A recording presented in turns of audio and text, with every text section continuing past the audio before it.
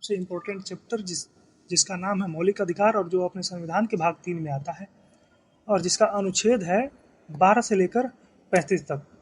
और इसको हम बिल्कुल ट्रिक के माध्यम से पढ़ेंगे, और वो भी सिर्फ 4 स्लाइड में। टोटल अनुच्छेद हम इसके अंतर्गत ट्रिक के माध्यम से पढ़ेंगे, और जिसे आपको रटने की ज़रूरत नहीं होगी। तो पहले हम देखेंगे कि हमारा भाग 3 जो 12 से लेकर 35 तक आता है, इसे कैसे याद रखें कि यह 12 से स्टार्ट होकर 35 तक जाता है। तो इसका जो ट्रिक है वो अभी आपके सामने है। हमारा भाग है 3, जिसको हम उसके अगले अंक 4 से यदि गुणा कर दें तो ये हो जाता है 12। तो भाग 3 को हमने गुणा किया उसके अगले अंक 4 से, आया 12, जो इस भाग का है पहला अनुच्छेद। और यदि हम इस पहले अनुच्छेद को इसके भाग की संख्या से गुणा कर दें तो आता है 36, जिसमें से हम एक अनुच्छेद जो संपत्ति का अधिकार है, जो हमारे मौलिक अधिकार से निकाल दिया गया है, उसे यदि माइनस कर दें तो हमारा आ जाता है अंतिम अनुच्छेद जो है 35, यानी कि 35। तो मुझे उम्मीद है आपको समझ में आ गया होगा। हम एक बार और रिपीट कर लेते हैं इसको। हमारा भाग संख्या है 3, जिसको हम उसके अगले अंक 4 से गुणा कर देते हैं, तो हमारा पहला अनुच्छेद संख्या आ जाता है जो है 12। और पहले अनुच्छेद संख्या को यदि हम फिर से भाग के संख्या 3 से गुणा कर देते हैं तो आता है 36, जिसे एक अनुच्छेद जो हमारे मौलिक अधिकार से निकाल दिया गया है पहले, जिसका नाम है संपत्ति का अधिकार, जो आपके सामने स्क्रीन पे है, तो आता है हमारा अंतिम अनुच्छेद जो है 35। तो इस तरह से हम इसे याद रख सकते हैं कि भाग 3 जो मौलिक अधिकार है वो आता है अनुच्छेद संख्या 12 से लेकर 35 तक। और इसके बाद हम देखेंगे कि हमारा मूल जो मौलिक अधिकार है, जो अनुच्छेद 14 से लेकर अनुच्छेद 32 तक है, इसके अतिरिक्त जो 5 अनुच्छेद हैं, शुरू के 12 और 13 और अंत के 33, 34, 35, जिनका आमतौर पे वनडे एग्जाम्स में तो इम्पोर्टेंस बहुत ज़्यादा नहीं होता, पर फिर भी हम इसको पहले देख लेते हैं, ये बहुत इजी है। तो अनुच्छेद संख्या 12 ये है परिभाषा। तो इससे हम इस तरह याद रख सकते हैं कि कोई भी नया चैप्टर आप स्टार्ट करते हैं तो पहले आता है परिभाषा। तो हमारा अनुच्छेद 12, इसका पहला अनुच्छेद इस भाग का है परिभाषा। अगला अनुच्छेद है 13। अनुच्छेद 13 कहता है कि मौलिक अधिकार इतना शक्तिशाली है कि कोई भी कानून, चाहे वो किसी भी कार्यपालिका का हो, विधायिका का हो, जो जिस हद तक इस मौलिक अधिकार से के सामने आता है उस हद तक शून्य हो जाता है। तो इसीलिए हम इसे कहते हैं कि इससे जो टकराएगा चूर चूर हो जाएगा। अगला जो हमारा अधिकार है, जो अनुच्छेद है 33, ये 33, 34 और 35 ये तीनों हमारे अधिकार को कम करने वाले हैं।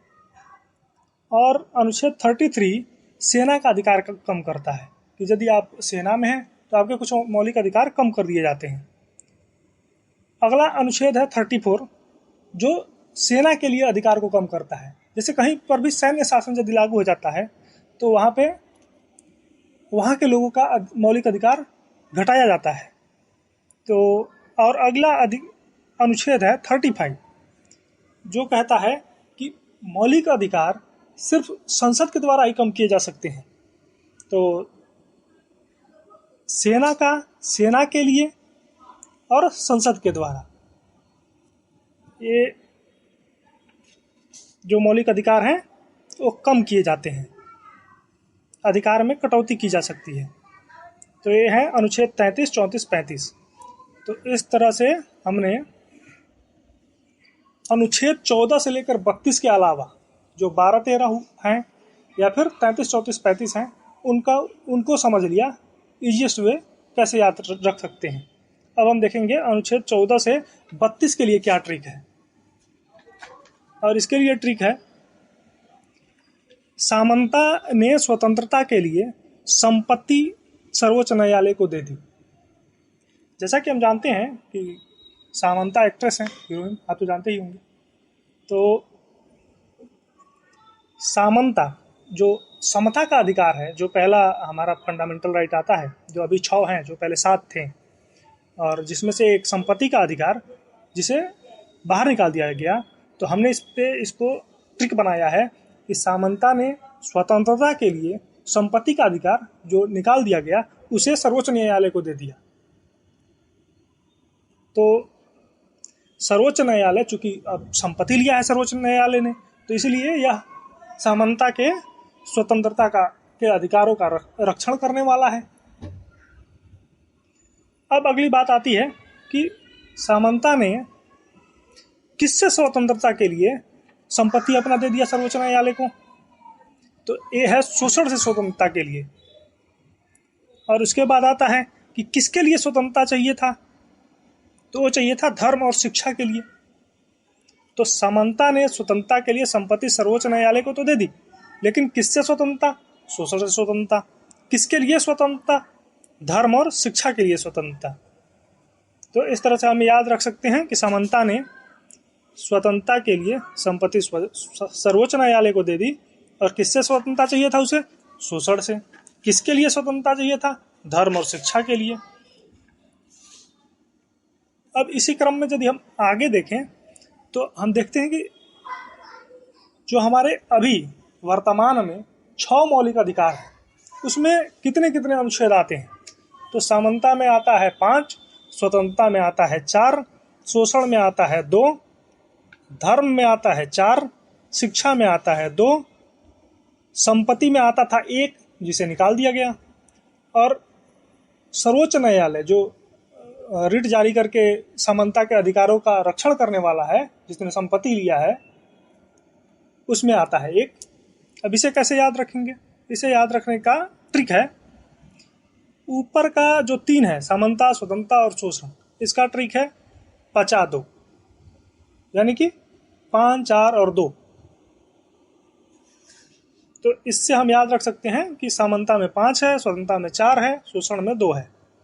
तो 50-2, 5, 4, 2 से हम याद रख सकते हैं कि समानता, स्वतंत्रता और शोषण में कितने कितने अनुच्छेद हैं, कितने कितने अधिकार हैं। अगला है 4(2) का 1, माय नेम इज लखन। तो पहले था 4(2) का 1(1), लेकिन संपत्ति का अधिकार जैसे कि निकल गया, तो धर्म का बचा 4, शिक्षा का बचा 2, और सर्वोच्च न्यायालय जो रक्षा करने वाला है उसका बचा 1। तो इसीलिए 4(2) का 1। अब अगली बात आती है कि जो हमारा ट्रिक है, जैसे समानता में आता है 5, लेकिन कहाँ से कहाँ तक आता है, कैसे जानेंगे? तो आर्टिकल 13 जो हमने बात की थी कि इससे जो टकराएगा चूर चूर हो जाएगा, तो 13 के बाद 5, 14, 15, 16, 17 और 18 समानता के हैं। लेकिन स्वतंत्रता के, तो स्वतंत्रता के लिए 13 में 5 जोड़ दीजिए, 18, 18 के बाद 4, 19, 20, 21, 22 स्वतंत्रता के हैं।